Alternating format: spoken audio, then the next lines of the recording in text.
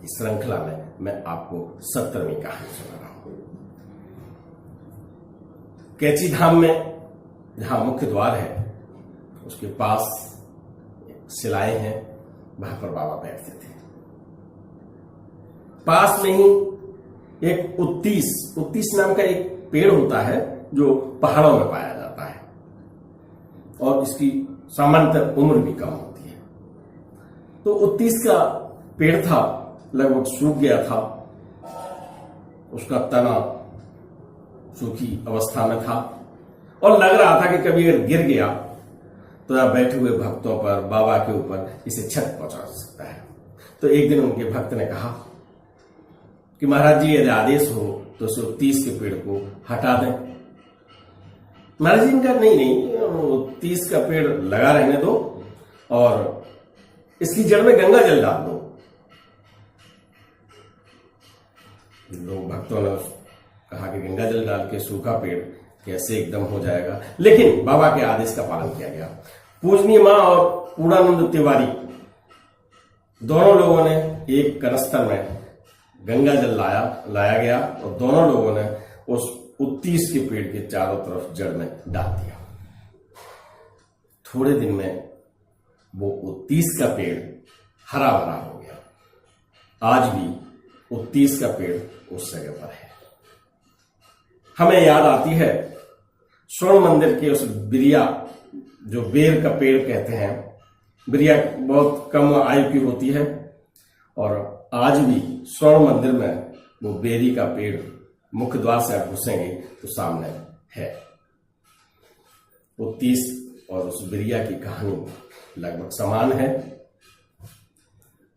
बाबा के चमत्कार कामों में ये जड़ चेतन में भी ये कहानी अलग से है। ये कहानी आपको कैसी लगी? यदि अच्छी लगी तो लाइक कीजिए, शेयर कीजिए। यदि आपने हमारे चैनल को सब्सक्राइब नहीं किया है तो सब्सक्राइब कीजिए। बाबा नित्य की तरह भक्तों को दर्शन दे रहे थे, भक्तों की बातें सुन रहे थे।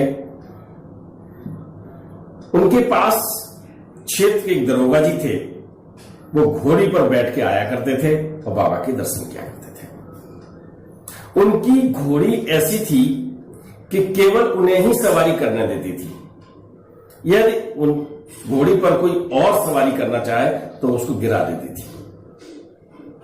एक बार दरोगा के मन में यह आया कि बाबा एक बार हमारी घोड़ी पे बैठ जाए तो ये घोड़ी गिरा देगी उनको। खैर, मन पर चाहे कुछ आ सकता है। बाबा बैठे हुए थे, दरोगा जी अपनी घोड़ी लेकर आए। घोड़ी की उन्होंने जीनी खोल के उसे बांध दिया एक पेड़ से और बाबा को नमन किया। सहसा अचानक बाबा अपने आसन से उठे और घोड़ी को खोलकर उस पर सवारी की। घोड़ी ने बड़ा प्रयास किया उनको गिराने का। कभी बाबा उसके बाल पकड़ के लटके हुए हैं, कभी बाबा उसकी पीठ से दोनों हाथों से करके घोड़ी बुरी तरह दौड़ रही। घोड़ी बार बार प्रयास कर रही है कि बाबा गिर जाए कैसे ही, और बाबा एड़ लगाते हुए उसे दौड़ाते रहे। बहुत देर हो गई। सारे भक्त देख रहे थे, दरोगा जी देख रहे थे। घोड़ी के मुंह से बुरी तरह फेना आने लगा, उसके साथ खून भी जब आने लगा तो बाबा ने लाके उस घोड़ी को पेड़ से बांध दिया और अपने आसन पर विराजमान हो गए। दरोगा ने उल्हाना दिया कि बाबा जी आपने मेरी घोड़ी को बेकार कर दिया। उन्होंने कहा कि तूने तो सोचा था कि बाबा हमारी घोड़ी को दौड़ाए और घोड़ी उन्हें गिरा दी। जा, तेरी घोड़ी को कुछ नहीं होगा, घोड़ी पूर्ण स्वस्थ है। दरोगा ने देखा जाके तो घोड़ी बिल्कुल स्वस्थ थी, न खून था उसके मुंह पर, न झाग था उस पर।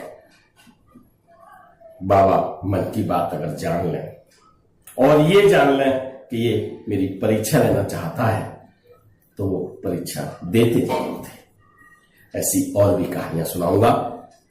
ये कहानी आपको कैसी लगी? यदि आपको अच्छी लगी तो लाइक कीजिए, शेयर कीजिए। तो यदि आपने हमारे चैनल को अभी तक सब्सक्राइब नहीं किया है तो सब्सक्राइब कीजिए। जय हिंद।